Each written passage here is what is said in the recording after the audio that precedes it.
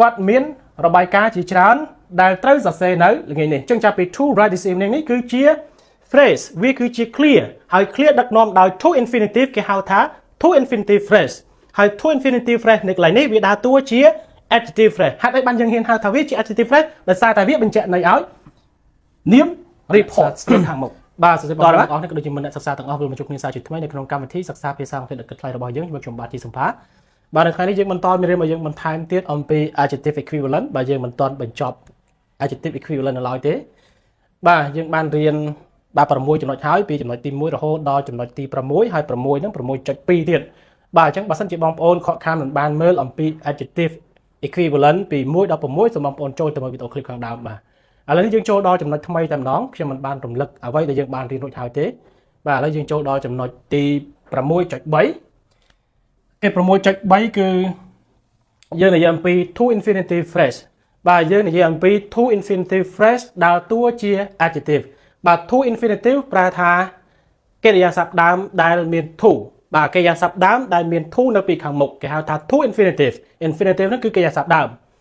បាទហើយ phrase យើងធ្លាប់បានរៀនហើយ phrase គឺយើងប្រែថា clear អញ្ចឹង clear ចាប់ផ្ដើមដោយ to infinitive វាដើរតួជាគុណនាមហើយពាក្យថាដើរតួជាគុណនាមគឺជាពាក្យដែលពាក្យឬក៏កន្សោមពាក្យដែលបញ្ជាក់ន័យឲ្យនាមឬក៏សព្វនាមនោះគេហៅថា adjective មែនទេបាទឥឡូវយើងចូលដល់ចំណុចថ្មីគឺនិយាយអំពី to infinitive phrase បាទនេះ to infinitive phrase បាទ clear ដែលដឹកនាំដោយកិរិយាសព្ទដើមដែលមាន to ដើរតួជាគុណនាមបាទអញ្ចឹងខ្ញុំលើកយកឧទាហរណ៍តែ2ទេនៅក្នុងសភៅរបស់យើងសភៅ Modern Parrot របស់យើងគឺមានច្រើនជាងនេះប៉ុន្តែខ្ញុំលើកយកតែ2ដើម្បីយកមកគូសវាសពន្យល់បងប្អូនដើម្បីជាគោលណាជាគោល Okay, so go to example number 1. Example number 1 is that what? I have many lessons to study tonight. Again, I have many lessons to study tonight. I ជា subject pronoun បាទវាដើរតួជា subject ហើយ have នេះគឺជាកិរិយាសព្ទ many នេះគឺជា adjective ហើយ lesson នេះគឺជា noun okay lessons to study នេះគឺជា to infinitive ជាកិរិយាសព្ទដែលមាន to នៅពីខាងមុខបាទ to study tonight ចឹងចាប់ពី to study tonight នេះគេហៅថា phrase បាទអានេះគេហៅថា clear ណាគេហៅថា phrase ហើយ phrase នេះគឺចាប់ផ្ដើមដោយ to infinitive ដូច្នេះ phrase នេះគេហៅថា to infinitive phrase បាទវាជា clear ដែលដឹកនាំដោយកិរិយាសព្ទដែលមាន to ហើយពាក្យថា to study tonight នេះវាដើរតួនាទីជាអ្វីបាទត្រូវសិក្សាយប់នេះស្អីគេដែលត្រូវសិក្សាយប់នេះគឺមេរៀនបាទមេរៀនថ្នាក់ពាក្យរបស់វាជានាមអញ្ចឹងដែលត្រូវសិក្សានៅយប់នេះជា clear ដែលបញ្ជាក់ន័យឲ្យនាមអញ្ចឹងពាក្យឬក៏ clear ដែលបញ្ជាក់ន័យឲ្យនាមជាអ្វីដែរបាទ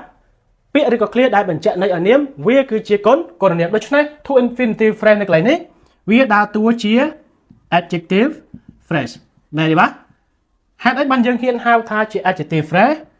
ដោយសារតែវា modify ដោយសារតែវាបញ្ជាក់ន័យឲ្យ noun lesson មែនទេបាទដោយសារតែវាបញ្ជាក់ន័យឲ្យ lesson ដែលត្រូវសិក្សាយប់នេះស្អីគេដែលត្រូវសិក្សាយប់នេះគឺមេរៀនបាទអញ្ចឹង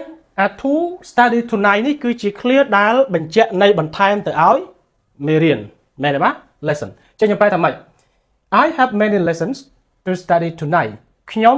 មានមេរៀនជាច្រើនដែលត្រូវសិក្សាយប់នេះដែលត្រូវសិក្សាយប់នេះគឺជា phrase ហើយ phrase ដឹកនាំដោយ to infinitive គេហៅថា infinitive phrase ហើយ phrase នេះវាដើរតួនាទីជាគុណនាមបញ្ជាក់ន័យឲ្យនាម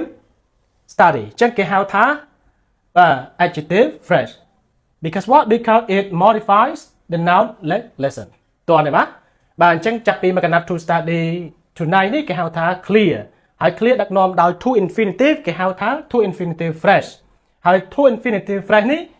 វាមានមុខងារឬក៏មានតួនាទីជាគុណនាមបញ្ជាក់ន័យឲ្យនាមដោយសារនៅខាងមុខនេះវាជានាមអញ្ចឹងដែលត្រូវសិក្សានេះគឺបញ្ជាក់ន័យឲ្យនាមអញ្ចឹងពាក្យឬក៏ clear ដែលបញ្ជាក់ន័យឲ្យនាមគេហៅថាគុណនាមបាទអញ្ចឹងយើងឲ្យបាទវាដើរតួនាទីជា adjective phrase because it modifies the noun lesson បាទវាដើរតួនាទីជា clear គុណនាមឬក៏កន្សោមគុណនាមដោយសារតែវាបញ្ជាក់ន័យឲ្យនាមOkay, go to example number 2 he has many reports to write this evening again he has many reports to write this evening បាទ he នេះគឺជា subject pronoun ដើរតួជា subject ហើយ has នេះគឺជា verb ហើយ many នេះគឺជា adjective reports គឺជា noun ហើយ to write គឺជា to infinitive ជាកិរិយាសព្ទដើមដែលមាន to នៅពីខាងមុខបាទអញ្ចឹងគេហៅថា to infinitive ហើយ this evening បាទ this evening នេះបាទវាជាបាទ evening គឺជា noun this គឺជាបាទគុណនាមចង្អុលបង្ហាញ demonstrative adjective ហើយអានេះជាកន្សោមនាមនៅខាងក្រោយ write នេះជាកិរិយាសព្ទអញ្ចឹងវាដាក់តួជាកម្មបត្តិរបស់កិរិយាសព្ទអញ្ចឹងយើងមើលចាប់ពី to write this evening គឺជា clear ជា phrase មែនទេបាទវាគឺជា phrase បាទចាប់ពី to write this evening គឺជា phrase ហើយ phrase នេះដឹកនាំដោយ to infinitive គេហៅថា to infi អូខេ infinitive phrase បាទកន្លែងនេះខ្ញុំសេកាត់ណា to infi បានន័យថា to infinitive phrase ជាកន្សោមនាមដឹកនាំដោយកិរិយាសព្ទដែលមាន to ហើយ clear នេះវាដើរតួជាអ្វីបាទដែលត្រូវសរសេរនៅល្ងាចនេះស្អីគេគឺ reports គឺរបាយការណ៍អញ្ចឹងរបាយការណ៍នេះថ្នាក់ពាក្យរបស់វាជានាមអញ្ចឹង clear នេះបញ្ជាក់ន័យឲ្យនាមបាទពាក្យឬក៏ clear ដែលបញ្ជាក់ន័យឲ្យនាមវាគឺជាគុណនាមដូច្នេះ to infinitive phrase នៅកន្លែងនេះវាជា adjective phrase មែនទេបាទវាជា adjective phrase why ហេតុអីបានយើងហ៊ានហៅថាវាជា adjective phrase because it modifies បាទដោយសារតែវាបញ្ជាក់ន័យឲ្យនាម reports មែនទេបាទវាបញ្ជាក់ន័យឲ្យនាម reports ចឹងហើយបានយើងហៅថាជា adjective phrase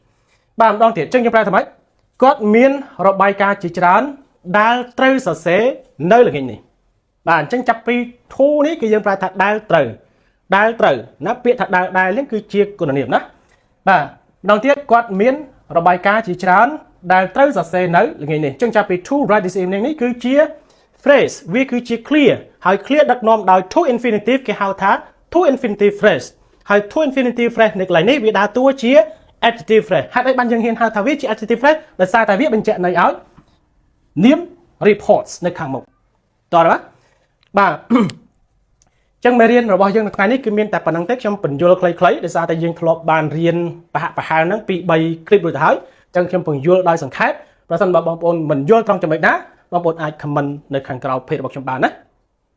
ហើយមេរៀននេះគឺខ្ញុំដកស្រង់ចេញពីសៀវភៅ Modern Part of Speech របស់យើងចឹងសម្រាប់បងប្អូនដែលត្រូវការសៀវភៅវេយ្យាករណ៍ដែលពន្យល់យ៉ាងលម្អិតបាទបងប្អូនអាចរកទិញសៀវភៅ Modern Part of Speech បាននៅពេលដែលបងប្អូនទិញសៀវភៅ Modern Part of Speech ហើយបងប្អូនទី1មានវីដេអូដែលខ្ញុំបានថតតាំងពីដើមរហូតដល់ឥឡូវនេះវាជាង200 clip ហើយចឹងបងប្អូនអាចទៀងទាត់ជាមួយក្រុមសាររៀនបានទី2បើសិនជាបងប្អូនមានចម្ងល់ត្រង់ចំណុចណាមួយនៅក្នុងសៀវភៅបងប្អូនអាចឆាតសួរខ្ញុំបាន24ម៉ោងនៅក្នុង page ឬនៅក្នុង channel YouTube តើបានន័យថាខ្ញុំប្រឹក្សាយោបល់គ្មានដែនកំណត់បាទអូខេ Thank you for watching and I hope you enjoyed this video and don't forget to like follow my page don't forget to share the video if you think it helpful thank you for watching and see you next clip okay bye bye